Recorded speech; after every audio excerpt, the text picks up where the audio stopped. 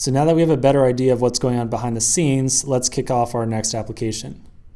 At the command line, I'm in my React Native workspace. You can be in any folder you wish. And we're going to generate a new project. So we'll write react-native init stopwatch. This will go through the installation process. After this, we'll change into our directory and launch the code editor. Now, you might be able to guess the purpose of this application from the name, a stopwatch. Now, I know it's probably not the most exciting thing in the world, but a stopwatch is really a fantastic example to illustrate probably one of the most confusing and important concepts in React, the concept of state. So we'll discuss state in great detail very soon. Once our installation here finishes, which should hopefully be any minute. There we go. So we'll change into the directory, and then I'm going to go ahead and launch my code editor.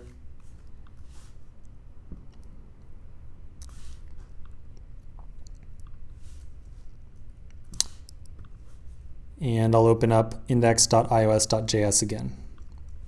And again, for the second time, we're going to just go ahead and select everything and delete it, start from scratch.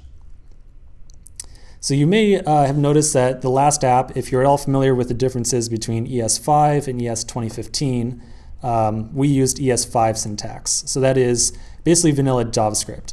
If you've learned JavaScript within the last about 2 or 3 years, it's probably everything is looking just the same to you as you've always learned. In this application, we're going to start moving a little bit closer towards using ES2015 syntax. React Native has the built-in ability for us to write any ES2015 that we want within our application. And the React Native packager will automatically convert it to ES5. If you're not familiar with ES2015, no problem. It's just a new standard of JavaScript syntax. All the new syntax doesn't really change any existing syntax. You can still write all the same JavaScript that you're used to. And that's exactly what we did in the last application. ES2015 just gives us some additional constructs, the ability to write some new syntax that just kind of generally cleans up our code a little bit. So let's go ahead and get started with a couple examples of the new syntax that we'll be using. So we'll start off by importing our code at the top. So we'll say var react equals require react native. And then we're going to make use of our first instance of ES2015 syntax here.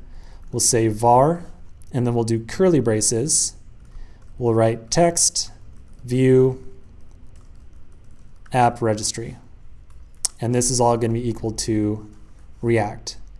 Okay, so the new syntax came out pretty quickly here, huh? So what you're seeing is the concept of what's called destructuring. And it's really just a slightly different way of writing some code that we already wrote in our last app.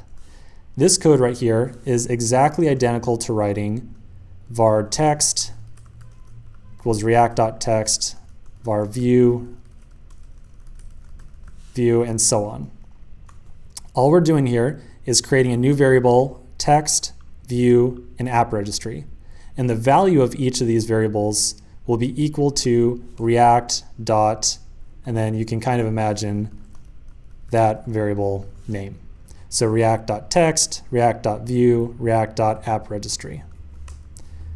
It looks different, but the behavior is something that is really nothing out of the ordinary for us.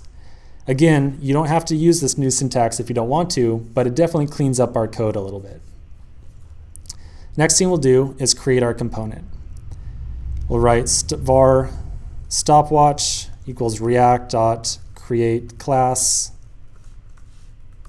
and then we'll just stub in our render method for right now. Now there is some different syntax that we can use to create our class here. We can create what's called a JavaScript class and inherit from React component.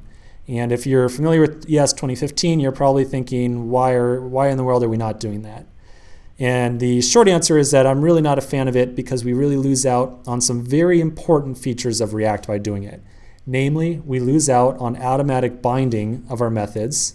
So our methods are not automatically bound to this, the context of the component. And in addition, it also keeps us from making use of mix-ins. And if you're not familiar with either of those topics, don't sweat it. We'll talk about both of them in great detail in a later section. So we'll do the final step for right now, which will be app registry, register component, stopwatch, and then a function, and we'll return stopwatch. So this is also one of the locations where we have an opportunity to use some ES2015 syntax.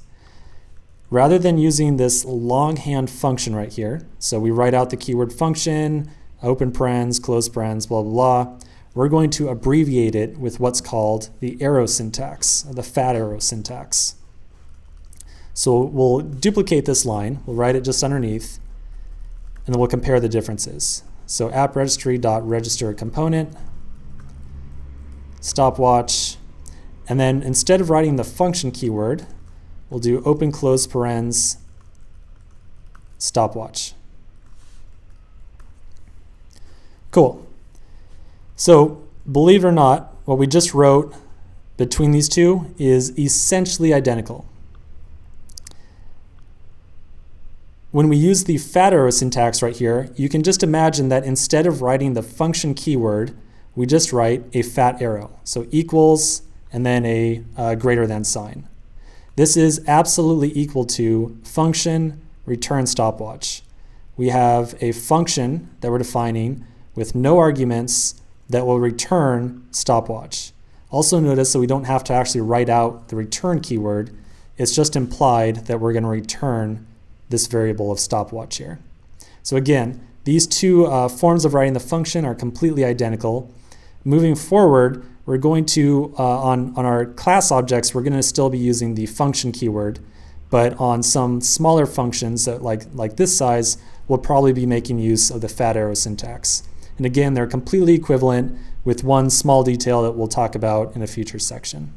So we don't need this line anymore right here. We'll go ahead and delete it.